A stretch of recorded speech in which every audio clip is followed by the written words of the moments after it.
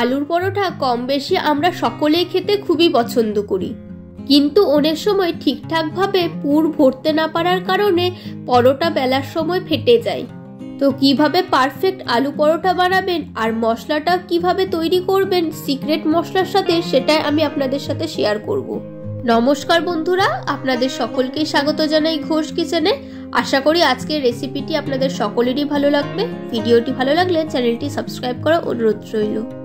সবার প্রথমে এই রেসিপির জন্য আলু সেদ্ধ হতে দিয়ে দিচ্ছি। তো আলুর খোসা ছাড়িয়ে খুব ভালোভাবে ধুয়ে শুধুমাত্র জল দিয়ে এটাকে সেদ্ধ করতে দিচ্ছি। দুটো সিটি পড়া পর্যন্ত এটাকে সেদ্ধ করে নেব। ওদিকে আলুটা সেদ্ধ হতে থাক, আমি ততক্ষণে আটাটা মেখে নেব। তার জন্য এখানে 200 গ্রাম মতো আটা নিয়ে নিয়েছি, আর এখানে দিয়ে দিচ্ছি 50 গ্রাম মতো ময়দা।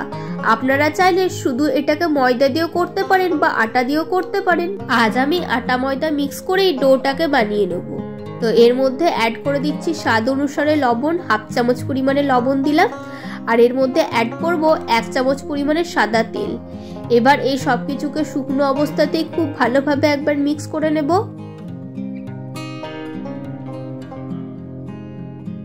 তেল আর লবণটাকে খুব ভালোভাবে দেখুন আটার মধ্যে মিক্স করে নিয়েছি। এবার এর মধ্যে অল্প অল্প করে জল দিয়ে আটার ডোটাকে তৈরি করে নেব।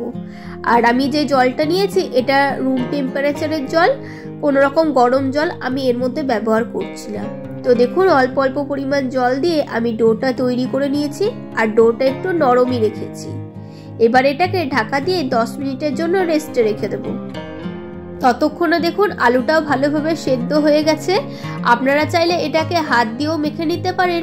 যেহেতু এটা গরম আছে তাই আমি ফোক দিয়ে সব কিছুকে স্ম্যাশ করে নিচ্ছি। আর এটাকে খুব ভালোভাবে মেখে নিতে হবে, আলুগুলো যেন গোটা গোটা না থাকে। গোটা থাকলে পুর ভরার পর যখন এটা বেলতে যাবেন তখন পরোটা ফেটে যেতে পারে। দেখুন আমি আলুটাকে খুব ভালোভাবে স্ম্যাশ করে নিয়েছি। আর এই রেসিপির জন্য সেরকম বিশেষ কোনো মশলা লাগে না। এখানে আমি পেঁয়াজ, রসুন আর কাঁচা লঙ্কাকে ছোট ছোট করে কেটে নিয়েছি। এবার আমি কড়াইয়ের মধ্যে দিয়ে দিচ্ছি 2 চামচ পরিমাণে সাদা তেল।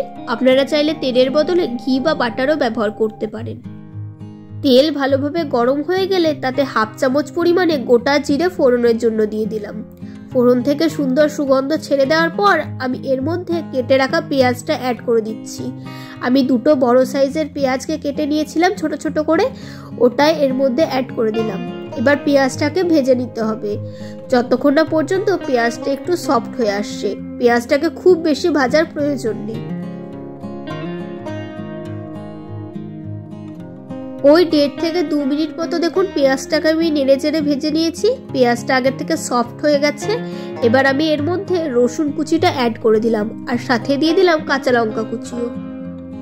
গরম তেলের মধ্যে আমি প্রথমেই রসুনটা দিইনি, তাহলে রসুনটা পুড়ে যেত আর একটা তেতো ভাব রান্নার মধ্যে চলে আসতো। তাই আমি পেঁয়াজটা ভেজে নেওয়ার পরই রসুনটা অ্যাড করেছি। এবার রসুন কাঁচা লঙ্কাকেও হালকা ভেজে নেওয়ার পর এর মধ্যে অ্যাড করে দিচ্ছি সামান্য পরিমাণে হলুদ গুঁড়ো আর কাশ্মীরি লঙ্কার গুঁড়ো। এইভাবে তেলের মধ্যে হলুদ গুঁড়ো আর কাশ্মীরি লঙ্কার গুঁড়ো দিলে হলুদের কাঁচা গন্ধটা থাকে না। এই গুঁড়ো মশলাকে একবার নাড়িয়ে চাড়িয়ে মিক্স করে নিলাম। এবার এর মধ্যে সেদ্ধ করে রাখা আলুটাকে অ্যাড করে দিচ্ছি। সেদ্ধ করে রাখা আলুটাকে দেওয়ার পর গ্যাসের ফ্লেমটা লো টু মিডিয়ামে করে নিতে হবে। তারপর এই সমস্ত মশলার সাথে আলুটাকে 2 থেকে 3 মিনিট মতো কষিয়ে নিতে হবে। যেহেতু আলুটা সেদ্ধ আছে আর কড়াইয়ে লেগে যাওয়ার একটা চান্স আছে, তাই এই সময় গ্যাসের ফ্লেমটা মিডিয়ামই রাখতে হবে। আলু সেদ্ধর সময় আমি কোনো রকমের লবণ ব্যবহার করিনি, তাই এই সময় পরিমাপ মতো লবণ দিয়ে দিলাম, আর দিয়ে দিলাম কিছু ধনেপাতা। ধনেপাতা লবণটাকেও খুব ভালোভাবে একবার মিক্স করে নিচ্ছি সবকিছুর সাথে। এবার আমি এর মধ্যে সেই সিক্রেট মশলাটা দিচ্ছি, যার জন্য এই আলু পরোটার স্বাদ দ্বিগুণ হয়ে যায়। আমি এর মধ্যে অ্যাড করলাম 1 চামচ পরিমাণে আমের আচারের মশলা। আপনাদের বাড়িতে যদি আমের আচার না থাকে তাহলে আপনারা এর পরিবর্তে আমচুর পাউডারও এর মধ্যে অ্যাড করে দিতে পারেন। এই সময় দেখুন আলুর মশলাটা একটু স্টিকি হয়ে গেছে, তাই এর মধ্যে দিয়ে দিচ্ছি 1 চামচ পরিমাণে ছাতু। ছাতুটা দিলে আলুর মধ্যে যে স্টিকিনেসটা আছে সেটাও চলে যাবে, আর পরোটার ভিতরে পুর দেওয়ার সময়ও এটা সুবিধায় হবে। আর ছাতু দেওয়ার জন্য এর স্বাদটাও বেশ ভালোই হয়। দেখুন আলুর পুরটা আর কড়াইয়ের মধ্যে লেগে যাচ্ছে না, উঠে উঠে আসছে। তখনই বুঝতে হবে এই পুরটা পারফেক্টলি তৈরি হয়ে গেছে। এবার এটাকে একটা পাত্রের মধ্যে তুলে নেব ঠান্ডা হওয়ার জন্য।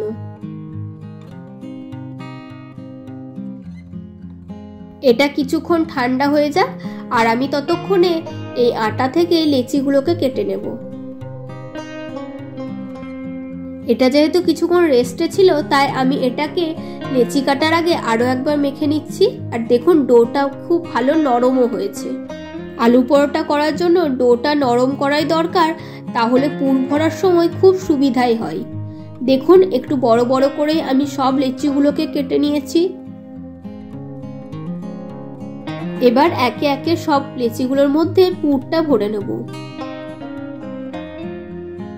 এই পুর ভরার সময় আপনারা চাইলে হাতের মধ্যে একটু আটা বা ময়দা লাগিয়ে নিতে পারেন, তাহলে এই আটাটা হাতে লেগে যাবে না। এবারে দেখুন আমি সাইড দিয়ে হালকা হালকা করে প্রেস করে একটা বাটির মতো শেপ নিয়ে আসছি। ভেতরটা পাতলা করলে চলবে না, সাইড থেকে প্রেস করে করে দেখুন আমি এটাকে একটা বাটির মতো শেপ দিয়ে দিচ্ছি। এবার আমি এর মধ্যে পুরটাকে ভরে নিচ্ছি। একটু বেশি পরিমাণে পুর দিচ্ছি, তাছাড়া আলু পরোটাটা হয়ে যাওয়ার পর খাওয়ার সময় একটু শুকনো শুকনোই লাগে, তাই বেশি করে পুর ভরে নেওয়ার পর দেখুন আমি সাইড থেকে টেনে টেনে নিচ্ছি। এইভাবে এর মুখটাকে বন্ধ করে দেব। খুব ভালোভাবে এটাকে বন্ধ করে দিতে হবে, তাছাড়া বেলার সময় এটা ফেটে যেতে পারে। আর এই এক্সেস অংশটা আপনারা কেটে বাদও দিয়ে দিতে পারেন, তাছাড়া এইভাবে মুড়েও এর মধ্যে লাগিয়ে দিতে পারেন। দেখুন কত ভালোভাবে আমি পুরটাকে ভরে নিয়েছি। এইভাবে পুর ভরলে কোনোভাবেই বেলার সময় ফাটার সম্ভাবনা নেই। একইভাবে সব লেচিগুলোর মধ্যে পুর দিয়ে দিয়েছি। এবার এটাকে বেলে নেব। আপনারা চাইলে আটা ময়দা যে কোনো দিয়ে এটাকে বেলে নিতে পারেন, তো আমি আটা দিয়ে এটাকে বেলে নেব। এটাকে বেলার সময় হালকা হাতে বেলতে হবে, খুব বেশি প্রেস করে বেললে এটা ফেটে যেতে পারে। তাই দেখুন আমি আস্তে আস্তে ঘুরিয়ে ঘুরিয়ে দিচ্ছি, তাহলে পরোটাটা গোলও হবে আর কোনোভাবে ফাটবেও না। আর বেলার সময় অবশ্যই সাইড দিয়ে প্রেস করে করে ঘোরাবেন, তাহলে পরোটাটা সুন্দর এইভাবে গোলও হবে। এবার এটাকে সেঁকে নেব। তো আমি শুকনো তাওয়াতেই পরোটাটাকে প্রথমে দিলাম। প্রথমে কোনো রকম তেল বা কিছু দেওয়ার দরকার নেই, শুকনো তাওয়াতে এপিট ওপিট খুব ভালোভাবে সেঁকে নিতে হবে। একদিক সেঁকা হয়ে গেছে, উল্টো দিকটাও আমি সেঁকে নিচ্ছি। তারপর আমি ওপর থেকে দিয়ে দিচ্ছি তেল। আপনারা চাইলে এখানে ঘি বা বাটারও দিতে পারেন, তবে আমি তেল দিয়েই করছি।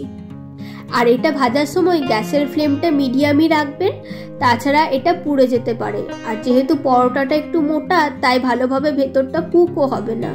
তাই মিডিয়াম ফ্লেমে আমি খুব ভালোভাবে দেখুন উল্টে পাল্টে ভেজে নিয়েছি। পরোটার উপরের কালারটাও কতটা সুন্দর চলে এসেছে। এবার এটাকে তুলে নেব। সব পরোটাগুলোকে একইভাবে গোল্ডেন ব্রাউন করে আমি দেখুন ভেজে নিয়েছি। এরকম ছোট ছোট টিপস ফলো করে আপনারা সামান্য কিছু ঘরোয়া উপকরণ দিয়ে পারফেক্ট আলু পরোটা বাড়িতেই বানিয়ে নিতে পারবেন।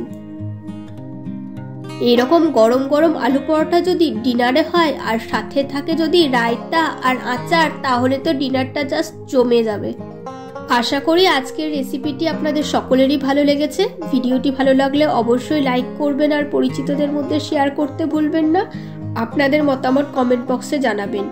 আর যারা এখনো পর্যন্ত চ্যানেলটি সাবস্ক্রাইব করেননি, অবশ্যই চ্যানেলটি সাবস্ক্রাইব করে পাশে থাকা বেল বাটনটি প্রেস করে দেবেন নিত্য নতুন রেসিপির আপডেট পাওয়ার জন্য।